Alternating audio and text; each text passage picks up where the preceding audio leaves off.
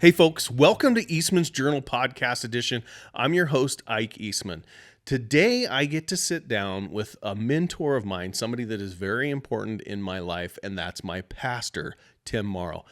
Tim and I not only talk about God, religion, Savior, Jesus Christ, all that stuff, but we also talk about some of the things that are important in my life that should be important in yours. Forgiveness, how to fight for your family, how to find a church, stuff that you're going to want to know if you're struggling in life, struggling in your family, struggling in your marriage, all of that. And it gets really in depth. And he gives us some really good pointers on where to find answers and how to live your life to the fullest and have the best marriage and have the best family. So let's talk to Tim Morrow and maybe get a little tidbit about life. This episode is sponsored by Fold AR. Have you ever wanted to carry a little more firepower than just a pistol? In the current trying times, it'd be nice to have an AR that fits in a backpack the size of a briefcase. Fold AR has solved that problem for you. They come in a few different versions: fold in half rifles, fold in thirds, and even an AR pistol. Don't worry about finding the perfect backpack to fit them in. They come in a backpack specifically for them, and they look just like a regular small pack. Fold ARs don't just fold up and conceal easily, but they are very safe and will hold their own at the range. Fold AR is the perfect combination of concealment and firepower. Today's sponsor is Forever Barnwood. Guys, we have been using this in our renovation of our building here in Powell, Wyoming, and I am here to tell you it is amazing. They are a premier supplier of barnwood across the U.S. Their products come from fresh-cut Wisconsin white pine, which has been kiln-dried way below standard lumber and hand-processed into various products like barn doors, beams, flooring, and wall covering. This type of lumber product provides all of the advantage of reclaimed barnwood at a fraction of the cost, not to mention how easy it is to work with because it's straight lumber and it doesn't have all the waste. Their barnwood products are a renewable resource and come in a variety of widths and lengths, large sizes for countertops, beams, posts, stairs, and railing systems, as well as wall covering and everything else. Their prices are only a fraction of the cost elsewhere, and they can ship anywhere you need it. With their innovative barnwood products, you'll have the right piece at the right time for your special project. So check them out at yourforeverbarnwood.com. No matter what your project is, Forever has. With their innovative barnwood products, you'll have the right piece at the right time for your special project. So check them out at foreverbarnwood.com. And no matter what your project is, Forever Barnwood has you covered. This episode is sponsored by Secure It, the gun storage system. Have you ever wondered the best way to store your guns, ammo, and actually all your valuables? There is a fine line between safety and accessibility. There's also something to be said about being able to customize your safe for your needs. If you're storing long guns, handguns, ammo, or just need a wall to hang your equipment on, Secure It has your back. They have cabinets, rooms, and everything in between. Secure It safes are simple, strong, straightforward, and, by the way, they don't keep your combination codes. Secure It. This episode of the podcast is brought to you by Silencer Central. Silencer Central, thank you for supporting us. If you would like to support Silencer Central, if you have any interest in a silencer, which I encourage because it is a game changer in the field, check out silencercentral.com. They will walk you through the paperwork online, as well as they can ship that silencer directly to your doorstep. So check them out and tell them Ike sent you. I appreciate you coming on the podcast and sharing some brilliant insights. You're a man of faith, obviously. For those that don't know, Tim is a pastor here in Powell and a theologian, I would say. Are you doing your? Well, I've got a master's degree in theology. Yeah. So and then every Thursday or every Thursdays, you have Theology Thursdays. Yep. Are you doing it today? Today's Thursday? No, it starts next week because all of our classes start next week. But yeah, I do a Theology Thursday hour, and we talk about, actually, I tell them you can talk about anything you want or ask anything you want that pertains to God, the Bible, theology. Oh, that's very cool. It opens up some interesting conversations. So before we get into that, let's talk about your where you grew up, because you grew up in for me, that's a really unique place and a unique time in history. You grew up in North Carolina? North Carolina, in Western North Carolina. Appalachian Mountains, close to Murphy, North Carolina, which was where we grew up. It was 20 miles from town. So it was wow. pretty rural. I like to say that we were the epitome of what they call a hillbilly, I guess. The politically correct term's an Appalachian American is what I've heard. But yeah, I mean, it was a great, for generations, my family had lived there. They moved in there in the late 1700s. Really? Scotch-Irish. My mom is from Eastern North Carolina, so I guess I'm a North Carolina boy through and through until 18 years old. Yeah. So I would assume back there, your family for generations did something. Were they farmers? Were they coal miners? I mean, what was the major thing? A lot of them were, farmers. Like my grandfather, there was a large copper mine in Eastern Tennessee, and he worked there for a while, which a lot of those guys did. So there was a mining community there. On my grandmother's side, her dad was a farmer. There was other things that they made, a little bit of bootlegging going on, but that's typical. Oh yeah. I've got pictures of my grandfather when he's like 8 years old out in the front yard with his dad with the steel. Oh wow. But I mean, we laugh about it now, but that was just life back then. That's how you made ends meet. Yeah, no one thought much about it, I guess. That was before Social Security wow. Very, very well. Appalachia is, even from North Georgia on into West Virginia, it's poor. I'd still say there's a lot of poverty there, but my grandfather and grandmother, they grew up quite poor for standards, I guess. Right. But good people, hardy, hardworking people. So then your dad was a pastor growing up, which that had to be pretty unique. That was in that type of era. Yeah. So 70s and 80s is when I grew up. And I think today church is a little more relaxed for kids. We have kids church. But when I was growing up, it was pretty strict and seen, not heard. You seen, not heard. Don't move, sit down.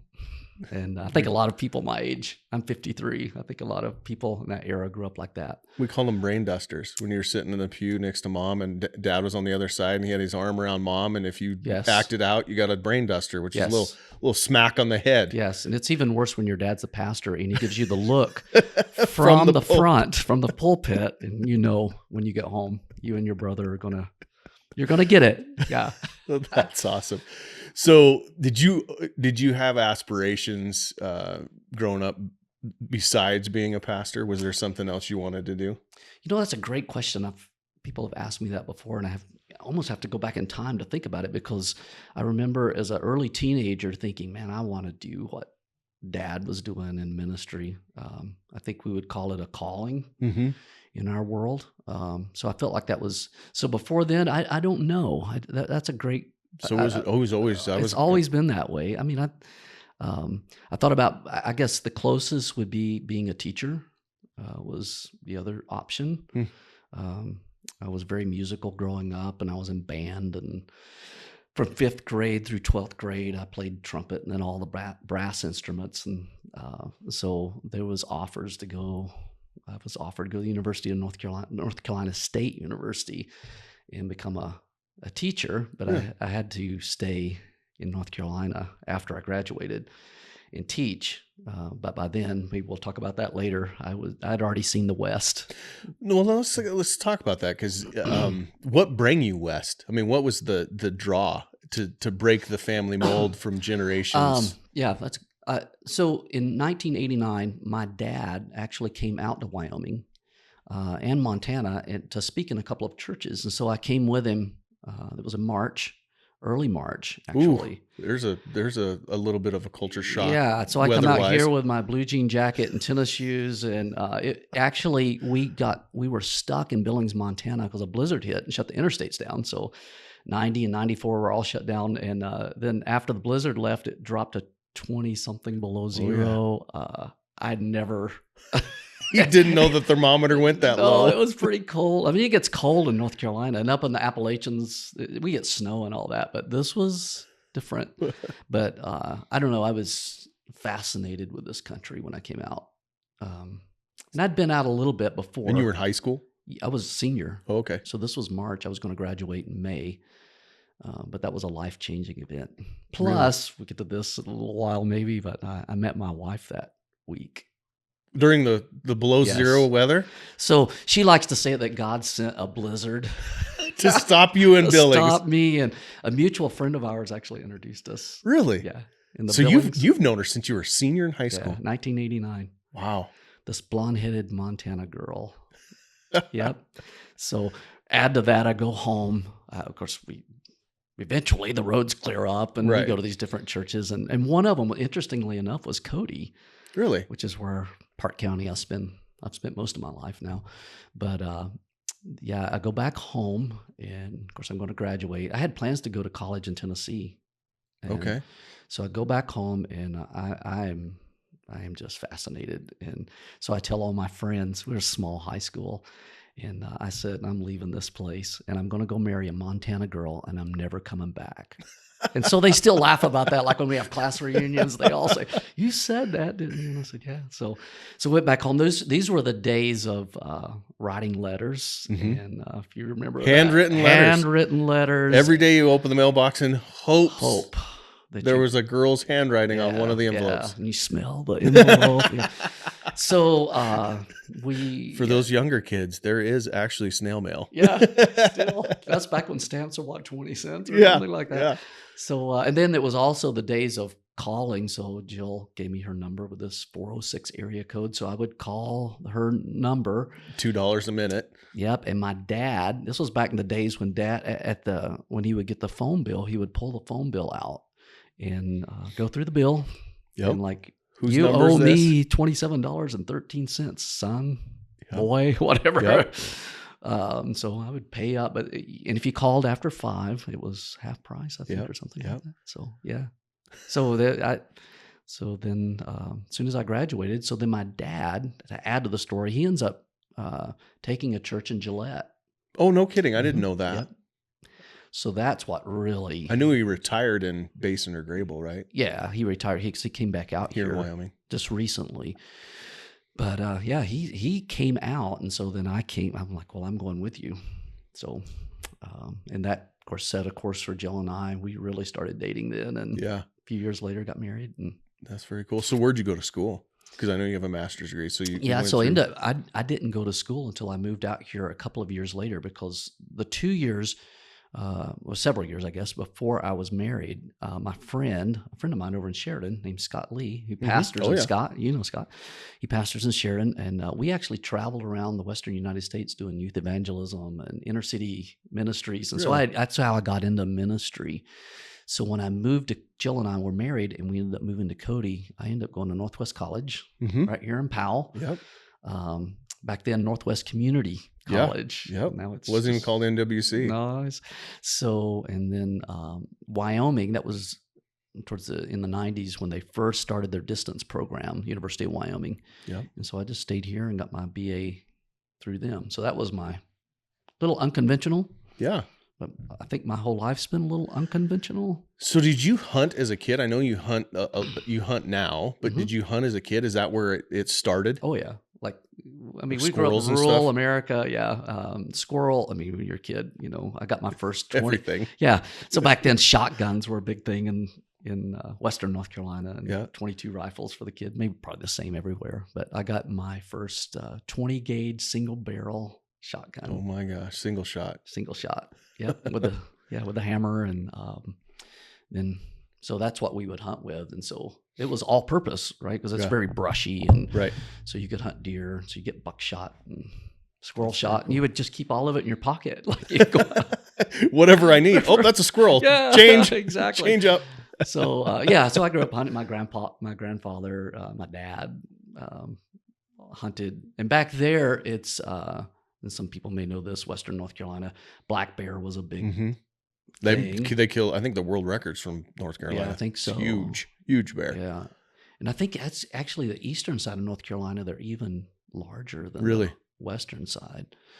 But yeah, so, and they would hunt with dogs. And tree them and do the whole thing. The plot hound. Yeah. You know what? Plot hounds, red bones, blue ticks, all that, all those dogs. And so, so you would get, and the way we did it was they would put you in what they called a stand. don't know if anybody's heard that, like a stand. So they would put you like in a spot, and they say, stay there. And they would go back up and release the dogs and see if push the animal. the bear past you. Mm-hmm. I never killed a bear. That's that's how they hunt in Europe. Same way Okay. in Germany, they put you in a stand. It's basically an 4x4 platform that's like 4 feet off the ground. Oh, wow. And then they run the game past you. You got to get really good at shooting stuff on a run. Yeah, we weren't fancy enough to get the platform. They just dropped you off. Here's your spot. So here's a 14, 15-year-old kid. Your shotgun won't reach the other spot. Oh, yeah. The shotgun was, and a lot of people back there used, speaking of hunting, and I ended up getting one, was 30-30 rifles. So that was my first rifle. Lever it was a actions. Marlin lever, and man, I thought I had arrived then. You get your 30-30, and that was because I'd never used a scope till I moved to Wyoming. I mean, I didn't know anything. Couldn't see far enough to need a scope. Just open sights, I mean, there are places, I'm sure, like in eastern North Carolina is a little different, but western North Carolina, a 100-yard shot would be, for us, would be a long ways. But yeah, we grew up hunting squirrels, rough grouse. I remember killing my first ruffed grouse. I was so proud of myself. And yeah, a lot of memories. Yeah. So one of the things that, when discussing our conversation that I think is really unique, Tim, is what you've done here in this community. And I want to talk about, the churchgoers and hopefully give some inspiration to our audience that it is okay to be a manly man and go to church and be the leader of your house, and all these things that the current society has kind of made the husband the clown of the family and all of that. Yeah. How, let's talk about that. What was it intentional what you've done in the church? Because it was an accident, you being in the church, I think, wasn't it? Yeah. How I got here to New Life Church in Powell was, interesting. Yeah, I didn't plan it. Well, in some ways it was an accident, if you want to say that way, or maybe we say providence. Yes, maybe there you go. A little better theological term, but I think all of that. I think I've grown into that to recognize some things. Growing up in church in the 70s and 80s, you watch church culture, church climate, and there has been an aversion for a lot of guys for church and God because they saw it either putting them down, like you said, the sitcom dad, and all that, or what I call there was a feminization of the church. And I don't mean that in a political sense, but I mean, it was catered. It seems like church a lot was catered towards women. Lots of pastels, lots of even the flowers. Even the colors, the flowers. And so, but I've seen a shift, and I think I've purposely done some of that, like making guys feel welcome in the church, and it's okay to be a man. Yeah.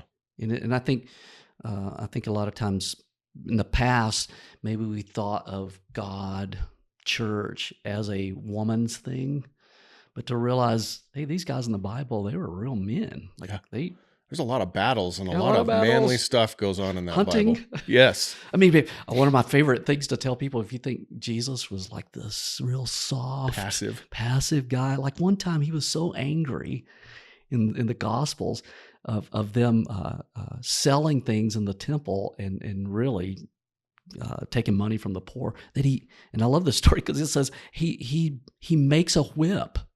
So that means he took time to contemplate what he was about to do. This is premeditated.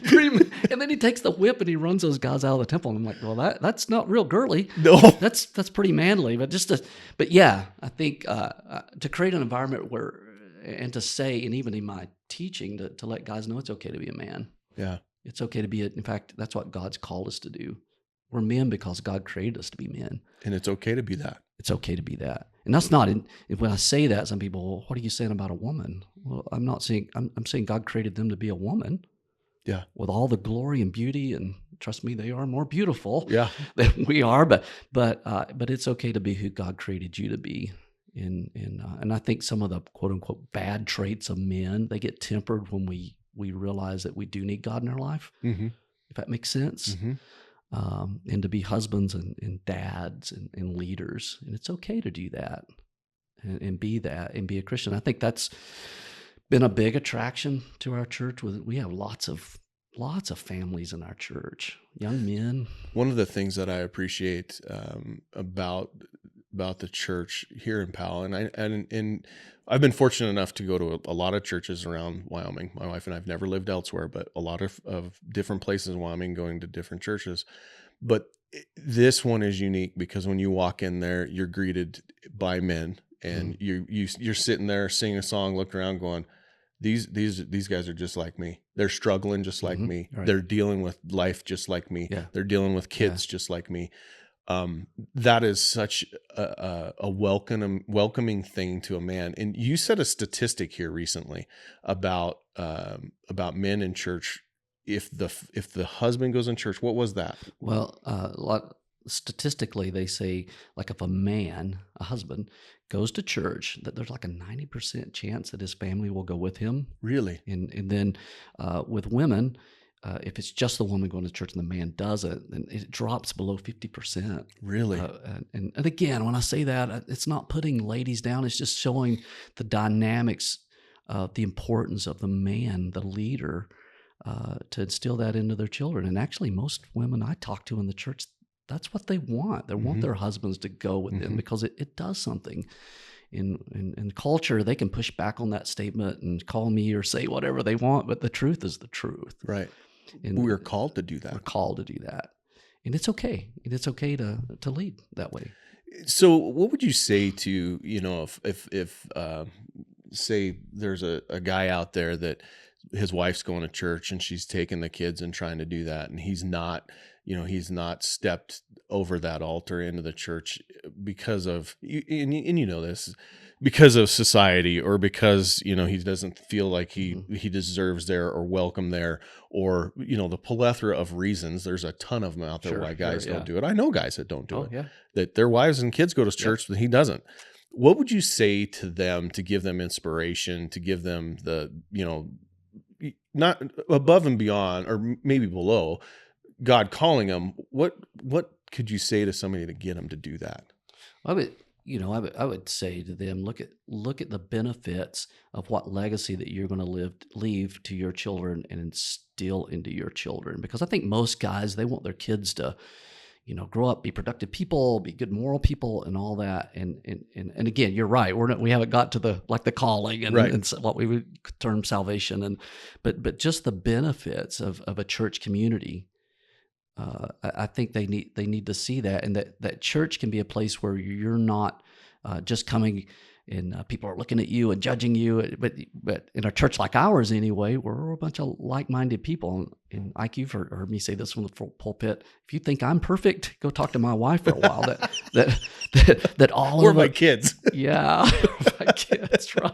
That we're all broken people, which does get to the gospel that God receives us as we are, and He wants to help us in our difficulties and and I think the community of the church is powerful for guys too, that they can have like-minded people to talk to lean on. I know there's some older guys in our church that I go to, like when I'm struggling, and that encourage me and those things. So I think the benefits, the community, the instilling that into your children is worth it. And if people are afraid that they're going to be called, I don't know, a name like your religion is a crutch and all that kind of jargon. Well, my pushback to that is everybody has crutches. Yep. Everybody has something they fall back on for. So what is it that you put your trust in? What is it that you fall back on?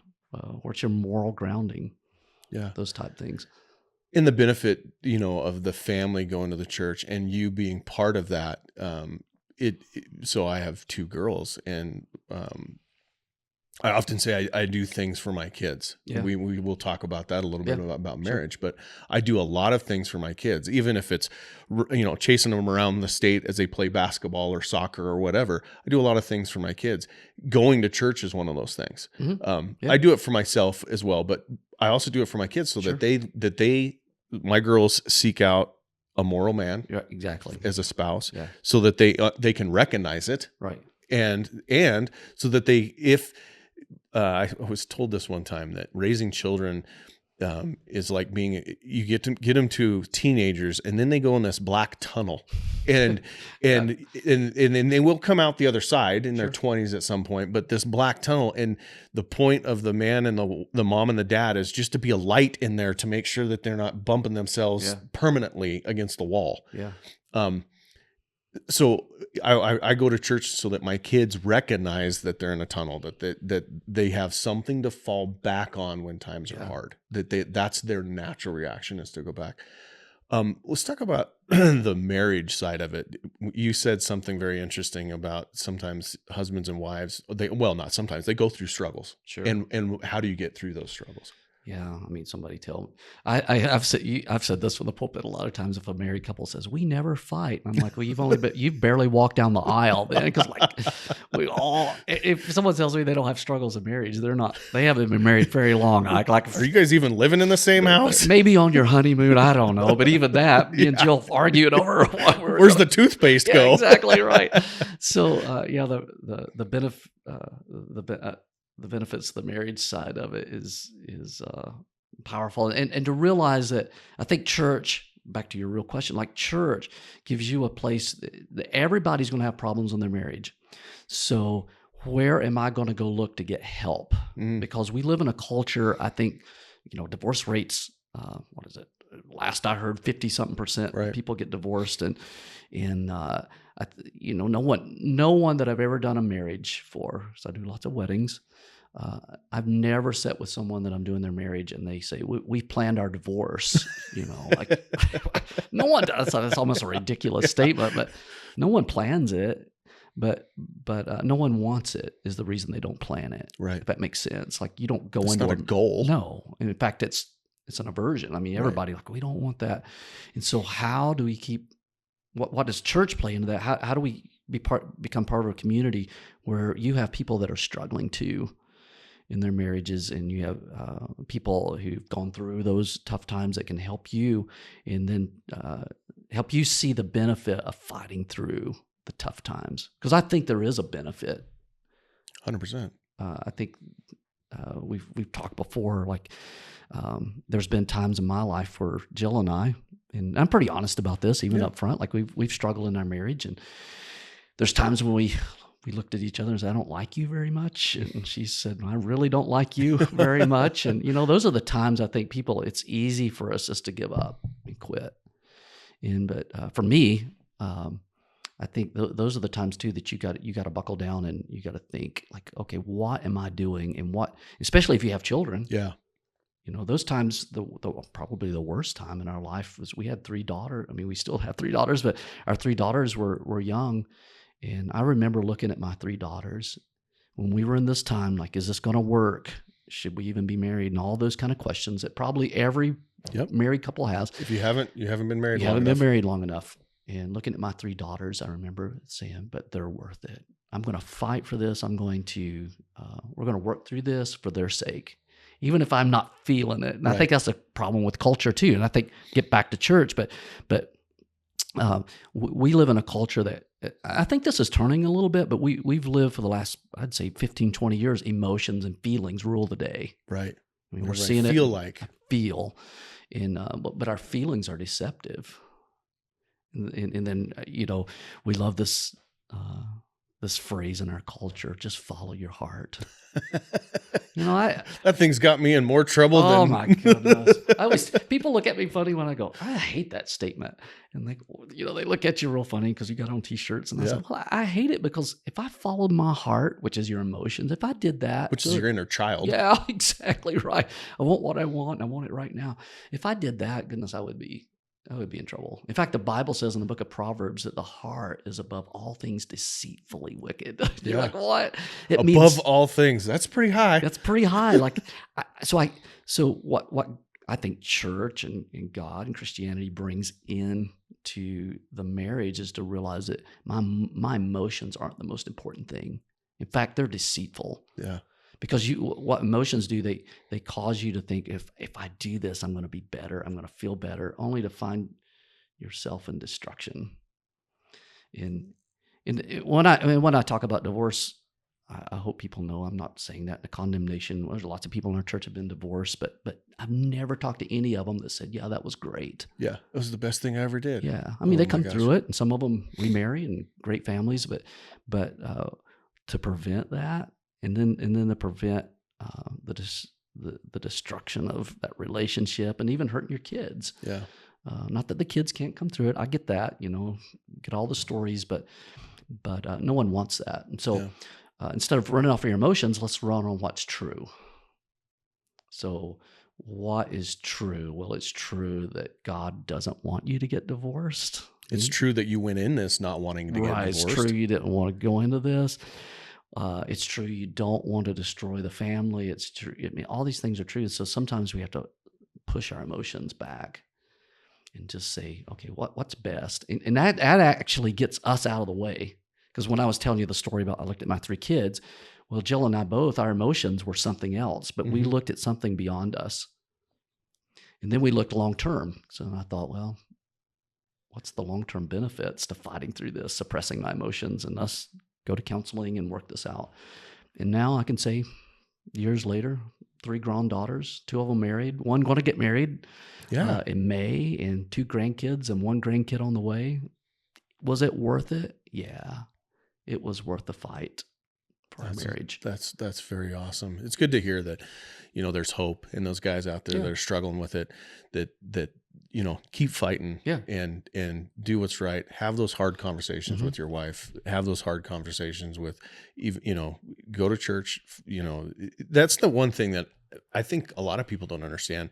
One of the benefits of having good churches in your community is it's a great place to get mentorship and to find a couple that, is on the back end of it, like yourself, that fought through it and can relate to what you're going through. Because what you're doing, what's happening in your life is happening in lots of people's lives around you. You don't even know it. I said this so many times to people sitting in my office, particularly talking about marriage. I look at them, I go, you're not unique. Yeah. I'm not saying everybody's going through the same thing you are, but I want you to know you're not unique. There's other people, because a lot of times guilt, comes into play, but you're not unique. Yeah. We're all struggling with the same type issues, but as the fight, and this is one thing I've talked to you about, like guys. We're talking probably a lot of guys are listening to this. We're warriors at heart. Yeah. So this gets into the man thing. That's why we like to hunt and we like to fish and we like to kill it and drag it home. Drag it. Conquer this. Dave Ramsey says, go out and knock it in the head and drag it to the cave and so you can feed your family and all that. But I think but because society has repressed that in a lot of ways, and there's it's been taken too far in some areas, but in generally speaking, we're warriors at heart. And so for a guy to take that and say, listen, I'm going to fight for my marriage. Right. I'm going to fight to keep my wife. I'm going to fight. I don't mean fight my wife. I mean fight to keep my wife, which means fighting my emotions. I'm going to work on it. I'm going to do what I need. Fight for my children's sake. I think that's a great thing. And in being warriors at heart, I think some guys need to look at it that way. And that helps. I've had guys that helps them step up, go, okay, yeah, man, I can. Okay, let's go. Yep. Let's go do this. It's kind of manning up, the old Wyoming life. Cowboy up here. Let's go get with it. And I think that's Christian principles, actually, as it relates to the church. And the Bible talks about the husband being the head of the house or the head of the wife, and that's not in some hierarchical, subservient way. I don't take it that way. It's just saying, listen, God put into you this desire to lead, this desire to be a warrior, so to speak, this desire to conquer, if you will. Now take that energy and lead your family well and love them well. Yeah. And be the tip of the spear. Yeah. That's what it is. And that is antithetical to the way a lot of people have heard that in church, like the husband's the head of the wife, right. Like the wife's some subservient. I don't know about you. My wife is not. Far from it, in fact. Equally yoked in our household. Yes, equally yoked. But it does mean that it's good for us men to stand up and go, you know what? It's just, I use this example with guys. I said, listen, if when, we're talking, maybe they're struggling, do I want to be married? And my wife said, my kids. And I go, listen, right now, with all the troubles that you have, if someone was to break into your house, I mean, right now, as mad as you are at your wife or your kid, if someone was to break into your house and want to harm your family, what would you do? Yeah. Well, I would, we're in Wyoming, so I guess I can say this. We would, we have guns. Like we would. And I said, now take that same energy and go fight for your marriage. Yeah. Because something's trying to invade your marriage.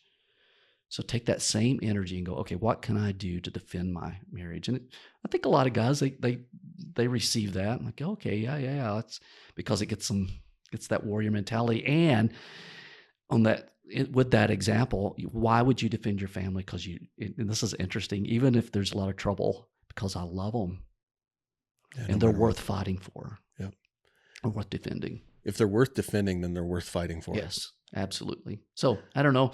Maybe other people have better examples. And the other thing that I found, of course, I've been married 25 years, and same thing. There's days that in the past that I looked at my wife and I don't really like you. Yeah. And she looked at me and said, "Oh yeah, times Even 2." More.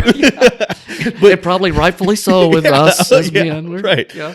But if you do fight for your marriage and you do step it up and you do, you start making those steps to make it, to work hard at it, she will actually reciprocate tenfold. Yeah, absolutely. And it was absolutely amazing to watch how little effort I put in and how much I got out of it. Absolutely. It's unbelievable. And my kids. And that's fighting for it. Yeah. Like that's seeing it. There's a scripture that we like to use in Ephesians chapter 5 when in one of the verses says, wives, or it says, wives, see that you respect your husbands. But then it says this, it says, but husbands, see that you love your wives like you do your own bodies. Mm-hmm.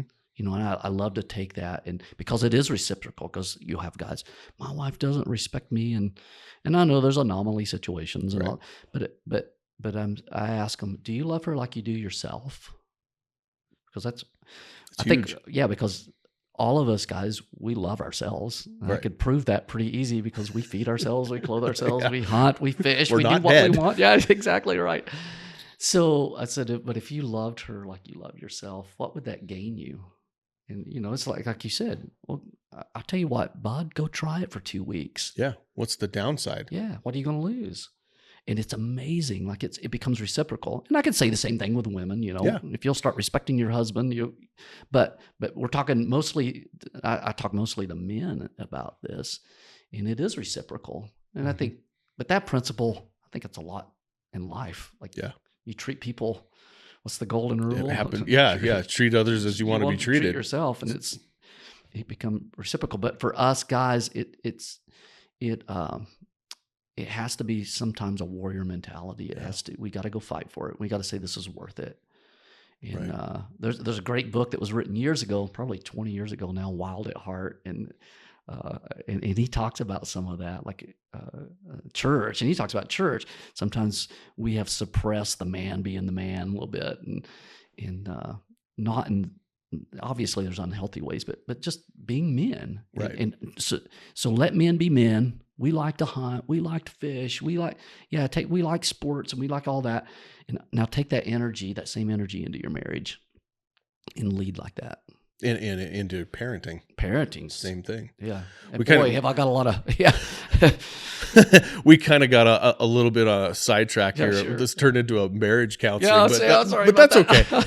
So let's talk about, we talked about men in church, men leading in their family, in their community.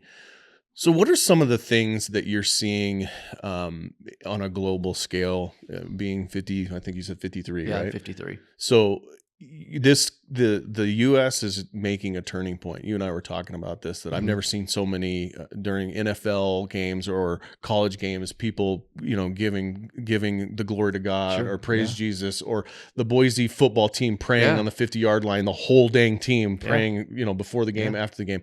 What are some of the things that you're seeing in the communities and in our country that are leading up to that, and that we can recognize in our own community and help make better?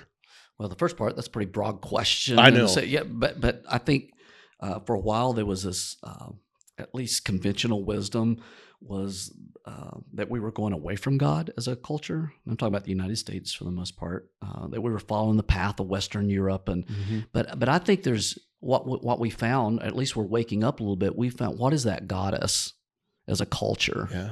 Like we're the most depressed, statistically, the most depressed culture, medicated and all. So we look at that and we say, well, getting away from God, because I think there was a media push and all that to like, don't talk about God, don't talk about, kind of keep that in the background. But I think we are seeing a change. And part of it is because I think we've seen the failure of the other side. Mm-hmm.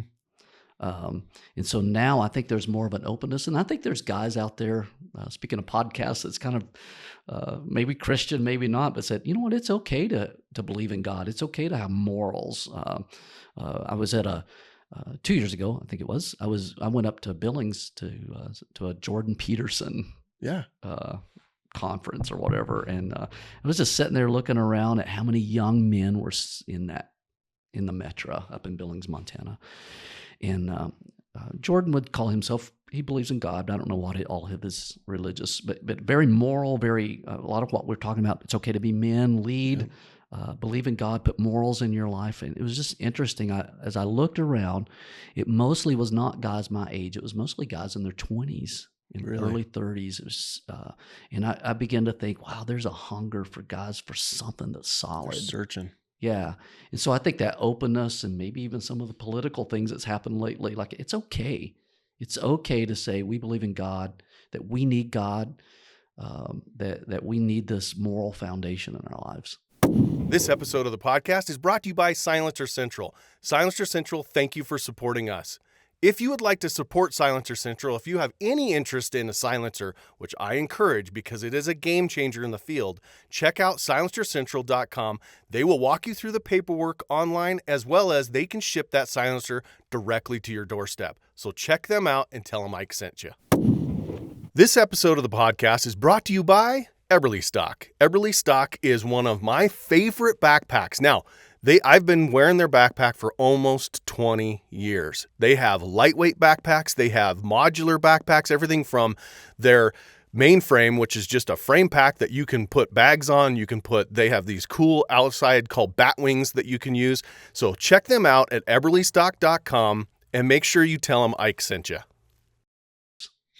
It's interesting. I've been listening to a ton of podcasts and YouTube channels about, is God real? And Kirk Cameron had and I can't remember the guy's, I think he's from Britain, very, very wise person who was talking about morality. And if you're an atheist, you can't have morals, because the true atheist wouldn't have morals, because in order to have morals or have a sense of right and wrong, somebody had to instill the right and wrong. Right.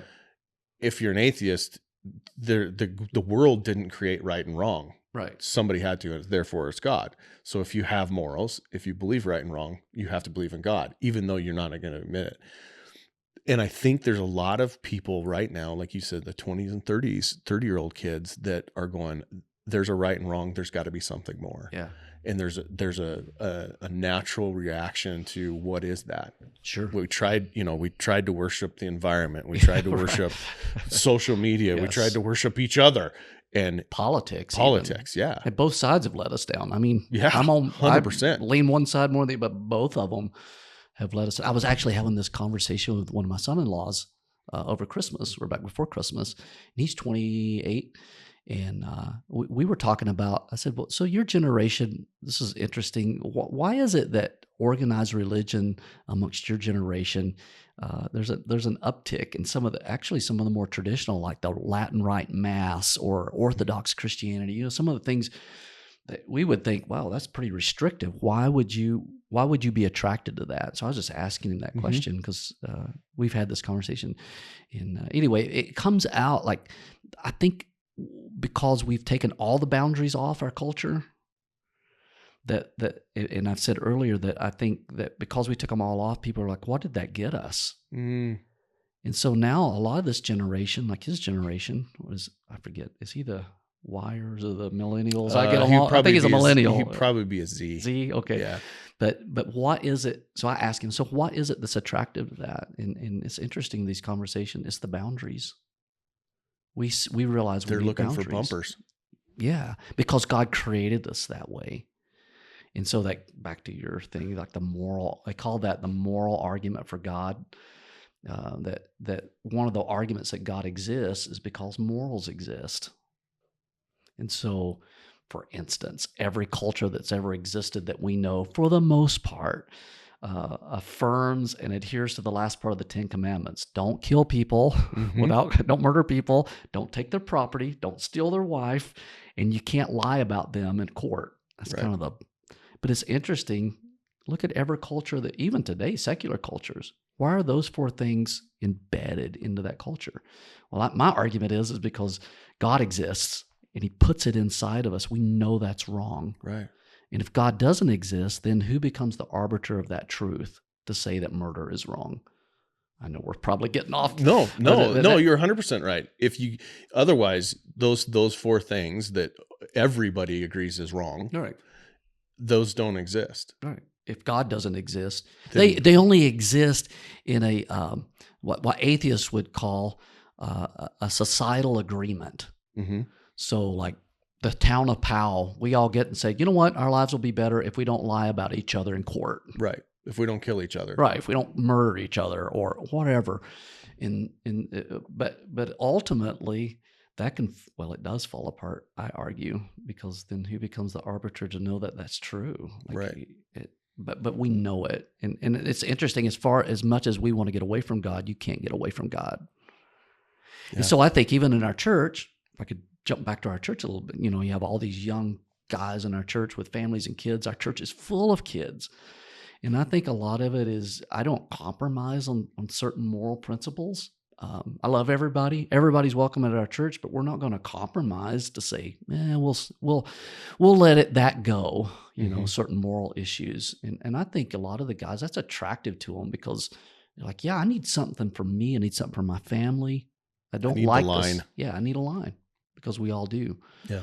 And that's one, I think that's one, back to that, that's one thing that's become attractional about our church. I think I'm honest and all that. Like I struggle like everybody else, but we're not going to compromise on morals. We're not going to compromise on what God's word says about certain issues. And otherwise, what are we? Right. So one of the things that I always try and relate this back to, what can the audience get out of this? And how do you suggest, say there's an audience member out there that doesn't have a church, wife's not going to church, but they're in a community. What's the easiest way to find one that fits for you? Because obviously not all gloves fit. Right. One size does not fit all. Sure. How do you suggest that these guys find someplace to worship God and to have mentors and to fellowship? Yeah, that's a great question. I think, like you said, everybody has different tastes. I mean, our church has a certain flavor, but it's a large church, which is odd in a small town that we have a church. Close to 1,000 people come to this church, but that doesn't fit everybody. And so like some people will come and say, I like your church, but it's just too big. And I'll point them to another church. I think size, do you mind big crowds or you like small crowds? But I think the number one thing I would say to someone, if someone says, how do I find a good church? Back to the discussion we were just having, I would say find a church that are solid in their beliefs of what the Bible says. Because I think after that, we can get into styles and size of church. Instruments or no instruments. Instruments or no instruments, or, how many songs do you sing? Do you sing hymns or new songs or whatever? Right. You have guitars. But I think that's the first thing I would say to someone that was looking for a church. And it goes back to what we were talking about, because I would say if you're interested in that for your family, you're not going to church. Well, go somewhere where there's truth being taught, because that's what you're looking for. To gird up your family, to gird up your children. I don't think to children, I don't think there's anybody I've ever talked to either that says, well, I hope my kid just goes crazy and wild. No, I don't. Yeah. I don't know anybody. No, Right. you want your children to be. I've said this about my kids for years now. I have 2 goals for my 3 daughters. One is to love God with all their heart, and number 2 is to be productive people in our culture. I've said that for years, wherever they're at. And I think honestly, that's what everybody wants for their kid. They want them to love God, which is the moral compass, but they also want them to be productive in their culture. And so So do you suggest, you don't have a church, do you suggest calling the pastor of it, say one of them looks attractive, calling the pastor and just sitting down with them and have a conversation like, what are your morals, or what do you stand so I guess by? I would just look at, maybe you have to ask around, like if you're new to the community or, but if you live like in Powell, you've lived here for years, you're probably going to know someone. I think that, and a lot of times, ask some of your friends. Because you have shared interests. You have shared interest. And they say that one of the biggest ways someone will go to a church is because they have a friend that goes to that church. Yeah. And so find some of your friends that go to a church. Again, I would make sure that church is like teaching the Bible, but that's a great way to start asking. And I could almost guarantee you, if you started asking, even in whoever's listening to this, even your circle of friends, you're going to find someone that's connected to a church. And if you don't know, ask them to go fishing on Sunday morning and find out what they say. That's a good one. Yeah. Or go hunting on the weekend. Tell me what you say. But I think that's a great way to find out where your friends are going and go with them. Yeah.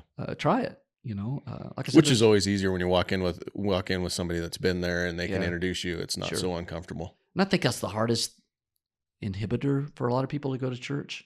I've heard that anyway. Yeah. It's hard for me to put my mind to that because I was raised in church and I'm a pretty outgoing person, so it doesn't. But I know for me, like if I go visit somewhere and Jill and I walk into a church, we don't know anybody, there is a tinge of, what do I do? Where do I sit? Am I taking someone's seat? Yes. And so I think finding someone you could go with is one of the best ways. And call the pastor. I mean, if you go and you enjoy it, then that's what a lot of people do. They come to New Life. They'll come with somebody, or try that. If they moved in here, they may try it. But then they'll say, "Can I talk to you this week?" And say, "Absolutely." So go have a conversation with the pastor. Find out what kids ministries are there. I mean, things to get your kids plugged in. I think that's huge. On to the next thing. I would say, do they have things for my kids that they can get plugged into? Yeah, and what are you searching for? Are you searching for obviously we're searching for worshiping God and that stuff, but do you need help in your marriage? Yeah. Do they have that? Do they have those resources? What's one thing that New Life does really well is the and I want you to touch on this, the biblical counseling. What is that? What is that, and why is it unique? Okay, so we could have a whole podcast. I know. That's why I said touch on it. We don't need to talk 2 hours for it. Because part of my master's thesis was all this. But biblical counseling is a counseling that we do inside the church where we use the Bible as our baseline for the answers to all problems in the life. And I know that sounds broad. Yeah. What I'm not talking about almost unrealistic. Unrealistic. People look at you like, "Wow, you're going to read a Bible verse to me?" No. All we're saying about that is, we're talking about the general problems of life. We're not talking about medical issues or you need to go see a doctor. In fact, if it comes to that, we'll say you need to go see a doctor. We're just talking about general problems of life. We feel like, I don't just feel it, I believe it, that the Bible has answers that we can go to and help us to walk through those problems. Everything from addiction to marriage to rearing kids to everything. Depression. Again, we're not talking medical. Right. Because there's a difference in medical depression. But most people just deal with general depression. And the reason that they're depressed is because things aren't going right. And I don't know what to do about it. I'm disappointed. I feel alone. I feel isolated. I feel like a failure. I mean, all those things. So when they come to us and we do biblical counseling, because we have biblical counselors on staff, right? That's what we do. We go to the Bible. If you're a Christian, then we go. We may start out. If you feel self-worth issues, for example, we may go to the Bible and say, "What does the Bible say about you? How does God view you?" And try to really what we're doing is try to change their thinking and their focus. And then of course it gets practical, but that's what biblical counseling is, as opposed to secular counseling. And I'm not putting down secular counseling, but So one person said the difference is this, biblical counseling versus secular counseling.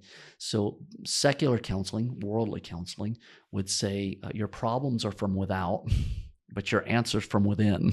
Okay. So like dig deep and try to fix this. Right. This Okay? is your problem. It's your problem. So we would take a different approach. We would say, no, your problem's from within. We're our own worst enemy. If you fix within, the outside comes together. But then our answers from the outside, that God's going to come in and get involved in your life and start working on you. And I know we could nuance that all out, but generally we're saying your answer is not you. Your answer is not your self-will and pull your bootstraps up, because some people just can't, right. And so your problem, let's go to God's word and let's see how God coming into your life, all these principles that we've been talking about, can help make a difference in your life. That would maybe oversimplification, so outside looking in, which makes it, for me, which would make it easier and simpler to fix versus I got to fix it myself. I'm going to go put myself in a corner and I'm going to fix this. Yeah. It's really about putting yourself out with other people and knowing that there is an answer, that you don't have to, you're too dumb to solve this on your own. Right. That's a good way to put it. Because, I think too many times we can pile on ourselves responsibility, and it becomes overloaded. And when it comes to men, we are back to the warrior. We don't like to talk about our problems. We don't like to, just man up and take care of it. But sometimes we need some help. Yeah. And so what we've done a lot of times when I talk to guys, we've tried, and you get to the point of, I don't know what else to do. Okay, look outside yourself and draw on some strength. And that would be biblical counseling. Yeah. Of course, the gospel comes into play. Like, where is your life with Jesus? Where is, from our Christian standpoint, forgiveness is a big topic, just for an example. Yeah. That is a big, let's talk about that a little bit. It's one of the things that in Christianity, it's said, but maybe not described to the common guy, I'm just forgiven and then I can sin again, or I always laugh because my wife grew up Catholic. I always laugh. I tease her a lot. I'm like, oh yeah, that's okay. You just go confess it. You can do it tomorrow and just confess it next day and you'll be fine. Yeah. What does that mean that forgiveness is key to a healthy mind? Wow, that's a great question. I love the topic of forgiveness.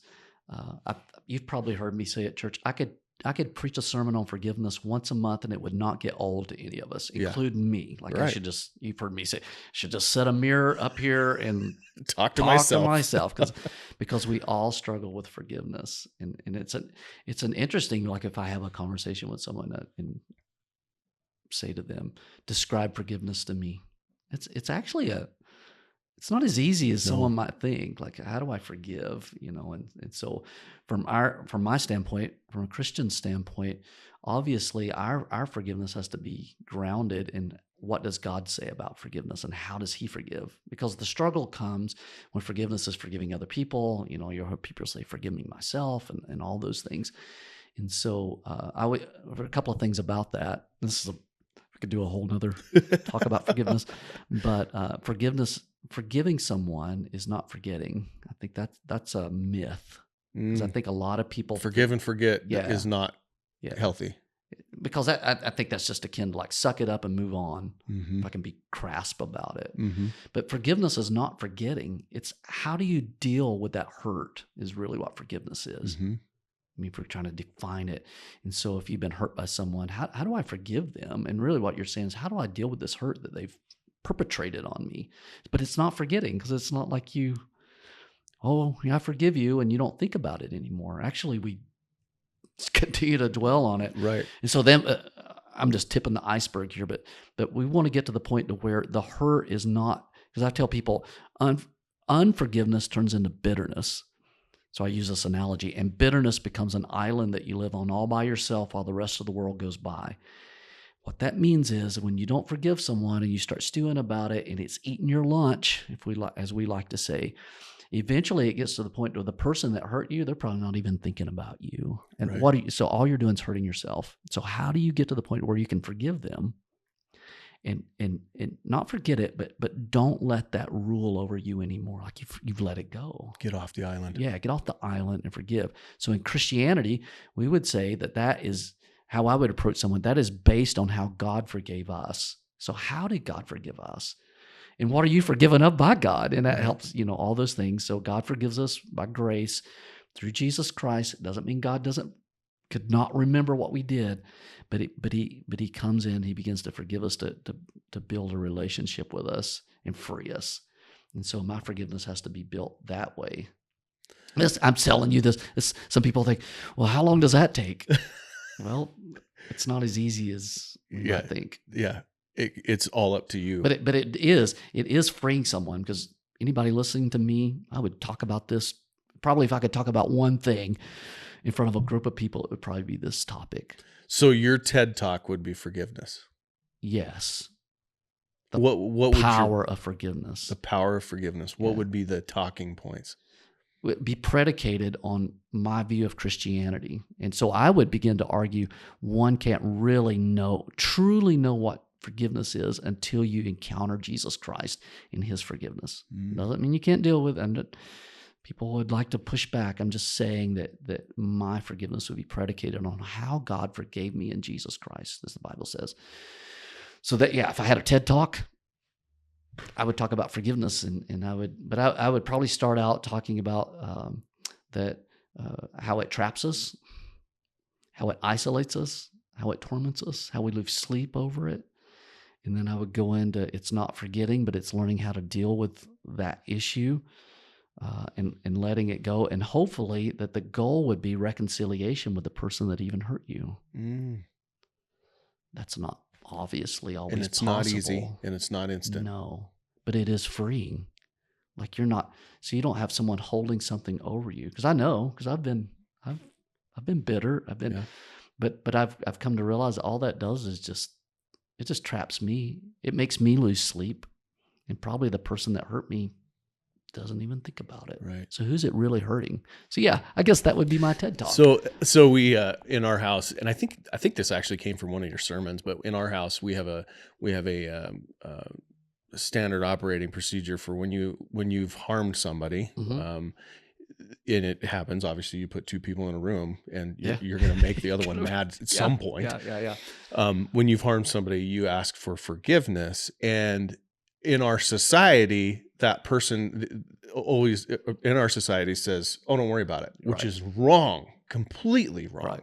In our house, we say, I forgive you. Yeah. Thank you. Yeah. And then if there needs to be additional conversation about how to get past it, that happens. Yes. Most times it doesn't. Most times it's like, okay, you ask for forgiveness. That means you recognize that you hurt me and you're going to try not to do it again. Exactly. Doesn't mean you won't, but you're going to try. Right. And that in what you're talking to TED Talk, that's like the simple version of forgiveness. Yeah, it's a simple version. And that's a great point, because I say this, that the goal of forgiveness is reconciliation. That's not always possible. Right. But if we take the biblical model, God forgives us, and the Bible says even reconciles us to God. So his purpose for forgiving us is to restore the relationship with God. And so like what you're talking about, we do the same thing in our house. And my wife was a lot better at being solid about this than I was. But like if someone offends your sisters and they and Jill, when they were real little, she'd say, ask your sister to forgive you. Yeah. And all, but we would make them say, I forgive you. If one of them asked, and this was when they were real little, because I'm using the word make. Yeah. But when they were real little, like say to them, I forgive you. Because I think there's power in those words, actually. Yes. And I know I don't want to sound too ethereal or over spiritual, but I think there's something powerful. Like if I hurt you and you come to me, hey, Tim, you hurt me, you said this, and I go, wow, even if I didn't mean to, and I recognize that, and I said, wow, I'm sorry. I ask you to forgive me for doing that. Now, if the conversation stopped there, is the relationship really restored? No. Because you're still harboring it. Right. But if you could truly in your heart look at me and say, Tim, I forgive you, man. I forgive you. Yeah. Well, because I think humans look for reconciliation in a lot of times we're just looking for you to recognize that you hurt me. Yeah.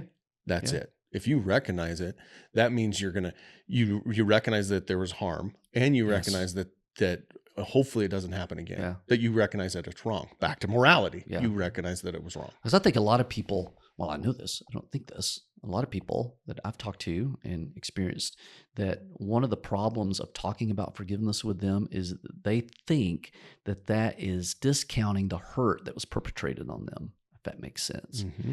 And so I've walked through with several people and say, I'm not saying you weren't wronged. I'm not saying that that wasn't terrible. Yeah. But I am saying if you don't forgive, you end up being trapped by that. And so that person is continually perpetrating on you, you know. Yeah. But particularly when it comes to husbands, wives, back to men, like, you know, if your wife hurts you, and, you know, we men, I think, well, it's both. I wouldn't say one or the other. Sometimes we suck it up and we avoid but there's something about the reconciliation, because that's what you want. Right. But that means too, if you've been hurt, in a proper way, like, go to your wife and say that hurt. And hopefully if you're mature enough to, like, well, I recognize that. Forgive me for that. And then for you to look at her and go, I forgive you for that. And take the emotion out of it. Yeah. And honestly, one thing that I've learned 25 years of marriage, take the emotion out of it and don't expect anything. If you're going in there to expect them to apologize, or vice versa, to to forgive you, you're going to be disappointed. Yeah. Because we're human. Because sometimes we have to be ready for that. That's a great point, because there's sometimes in relationships, they're not going to ask for forgiveness. Right. So then people are like, well, what do I do then? Well, in your heart, you forgive them in your heart. Doesn't mean the relationship's restored, but you've got to be free. Right. You can't do anything about them. And I think that's the big thing, like in a TED Talk or something, just the freedom. Mm-hmm. Like, I've had guys sit in my office, and ladies, but a lot of guys, and, you know, my wife did that. My wife did this, you know. And I'll look at them and go, you know what? We got a big problem here. And they'll say, what's that? And I'm like, your wife's not here. Yeah. They just stare at me, and I'll go, well, I'm not diminishing what you said she did. Maybe she did all those things. But the thing is that you're here. So how are you going to deal with you? Yeah. This is turning into a bitch session. Yeah, that's exactly right. So what are you going to do about it? Like, for yourself, not for her, you know, and I think that's the freeing part for me. And this is biblical counseling, by the way. Is it? This is what I would talk to somebody about in many ways in biblical counseling, because I'd be going to the scripture, obviously reading Bible. Right. Like, this is what God says about you. But it's really, especially for us as Christians, God doesn't want us bound up in hurts and unforgiveness where we're not even functional. Right. I've seen people mentally paralyzed because of hurts. That's not what God wants for your life. No, that's not living. No, you're in prison. You're on the island. Yeah, if I can use my island. Yeah, you're in a bitter island. And of course, I expand on that. And the world's passing by in their boats, and they may even wave at you, and you're just, got your arms folded, and you're all mad. They're like, "Wow, what's wrong with him?" And they go on. And what we think in our minds is the whole world is as upset as we are about whatever it is. Selfishness. And so pride. All those type things. So one of the, obviously, we told you before this that there's always 3 questions, and I never know where these conversations are going to go, which is fun for me because they're always genuine and they're always really interesting. Yeah. One of the questions that we ask is, what are you going to be thinking about? God willing, you have a deathbed and you don't just walk out in the street and get done. You're sitting on the deathbed and you have time to contemplate. What are you going to be contemplating? That's a good question. As you know, I've taken several trips around the world this year. Yeah, you just got back from the Himalayas. Yeah. Got to see Mount Everest. Yeah, that's cool. Bucket list. It was pretty awesome. It's interesting. You've been on long, especially in these third world countries. I remember being on this little airport in Samari, Nepal, which is around the Indian border. Oh my goodness, it's a little bitty dinky airport. The planes are, you've been sketch. And so actually, you start thinking about some of those things. So I didn't have the deathbed experience, but you start thinking about what's important in my life, because you're sitting there. And I remember sitting there, if I could tell this story, I remember sitting there and Like it was during when we had the floods in North Carolina. Oh this yeah, year. yeah. And but they had the same type thing in Nepal at the same time. Really? And yeah, I should show you some of the videos of trying to get to the church that I preached at, and the rivers are running down the street. But over there, like when all the roads washed out, there's no getting out. Like There's no emergency there's medical. See, anyway, that's why. So we're down in this airport, and I told that because we're trying to get a plane in to get us back to Kathmandu, and they're not sure if the plane's going to get there. And my buddy, a guy from church, Eddie Saps, there with me, and I'm like, "Is there any other way?" And he goes, "Nope, like, we are here. We are here."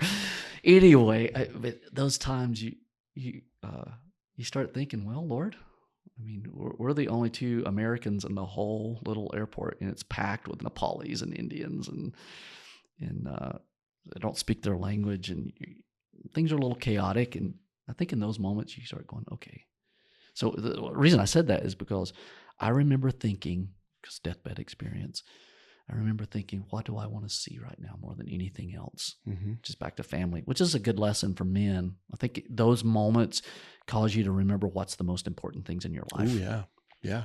What's worth fighting for? Yeah, what's worth fighting for. So back to that I just remember, now I have 2 grandkids too, and I just remember, man, it almost brings tears to my eyes. Sitting there thinking, man, if I want to see my wife, and I want to see my 3 daughters, and I want to see my 2 grandkids. Yeah. If I never see anything else, if I never get rich, if I never get to go on a big hunt, I'm getting close to my sheep tag. Yeah. Wyoming points. So it's hunting. But if I never get to do anything like that again, man, if I could just see my wife and kids and babies, I don't care if the church goes from 1,000 to 20 people, and none of that means anything to me right now. And I think that those type moments are almost surreal in our life, and they're good for us. Yeah. Yeah. So, because it's recognizing what's worth fighting for. And that's, the that most important thing. Yeah. Yeah. That kind of gets back to the warrior in each man. As a warrior, as a hunter, when you're out there and you're risking your life, because hunting is not, I mean, you have grizzly bears, you have weapons, right. you have, I mean, it's, I've had them in camp too. Yeah. It's not. It's like everybody says, when you're hunting, no matter where it is, you always have one foot on a banana peel and the other one over the edge, because it could go from a really fun experience to death. Yes. As you slip and, gutting that white-tailed deer in Ohio and cut your artery. Yeah, exactly. Instantly you done. hear of those things. Yeah.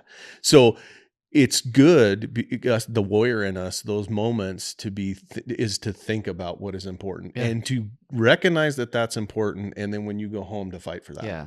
And I mean, obviously, I'm a pastor. So I think obviously God is on my mind and in my relationship with Jesus Christ, but to I guess you'd say the more physical things. It's my wife and my kid. And speaking of hunting, maybe I guess most people here haven't been sitting at the airport in Samari. No, but they've been sitting Nepal. in a tree stand. I was going to say this, I've done several pack trips hunting. I remember one time we were up by Trout Peak and Robber's Roost. And waking up in the middle of the night. Don't be giving away my hunting spots. Oh yeah, okay. The grizzly bears. That's all the wilderness. Good luck. Yeah. Good luck to getting in there. I'll tell you this. I've been in there several times. The last time I came out, because we would wake up you wake up in the middle of the night and there's a grizzly bear literally digging outside your tent. And you're like, some of those moments are surreal too. Like this hunting, it's not fun right now. This isn't what I signed up for. We woke up until 2 weeks later, you're telling the story. You're like, it was so awesome. So awesome. Like one night we woke up and I heard this clanging, like this bang, bang, bang. And we had hung our panniers up, and the grizzly bear was hitting the tree, trying to get him to fall. And we woke up. I mean, the next day, you see, he dug all around the tree, but. All those. You've experienced a lot more of those than I have, but those moments are a little surreal. But I think any moments where, how would we say this, where your life flashes before you, so to speak, or you wonder, is this going to turn out good or bad? I think our thoughts automatically, especially for us as men, it jumps to what's important, and we find out, and it's not our 401ks or the stock market or did I kill the biggest, whatever. actually goes to the things that are most important. My wife, my kids, my family. Yeah. And that, and I know this, like what I was going to say, I've done a lot of backpacking, probably more backpacking than, a lot more backpacking than hunt pack trips. But I know I've been up in the Beartooths or the Bighorns, and after a week, I've eaten ramen noodles and brook trout, which is great. I love it. But after a while, I start going, I just want to go home. I don't know if you feel that way. Oh yeah, I know you. I say this all the time.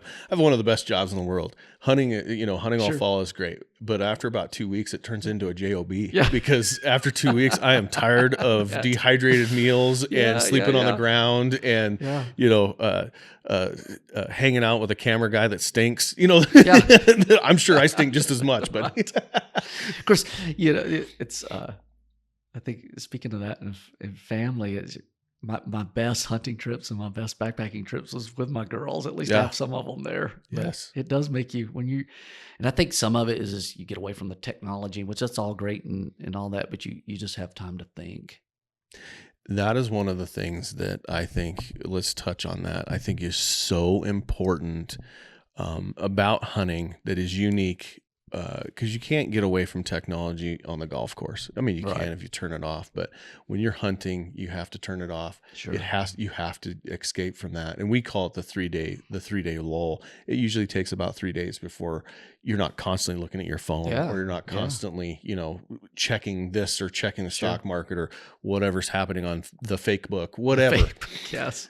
But those things are so important. And I think one of the reasons that I hunt is for that, getting back to, nature, getting back to the tradition, getting back to God and seeing God's work every single day in everything from a bird's flight to why is that leaf that shape to, isn't this a unique place in the world?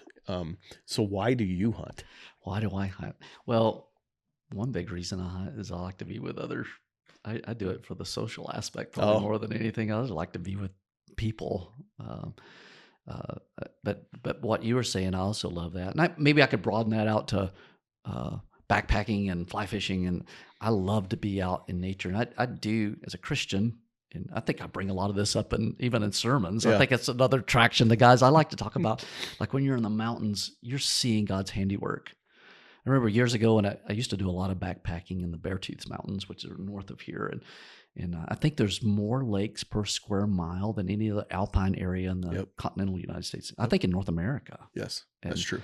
And I used to call it God's garden up there because it's just like I've been to gardens all over the world. There's nothing like walking on that plateau and there's these lakes and the flowers and I think tundra, all of it. And I think I'm reminded in those times, wow, there has to be a God. Like you're telling me this is random? Yeah. And it also makes you feel small. That's true. How insignificant you really are. Like this is big. And so I think that's some of the reasons I hunt is to be with people and just to be out in nature. I mean, the thrill of the chase, don't get me wrong. Right.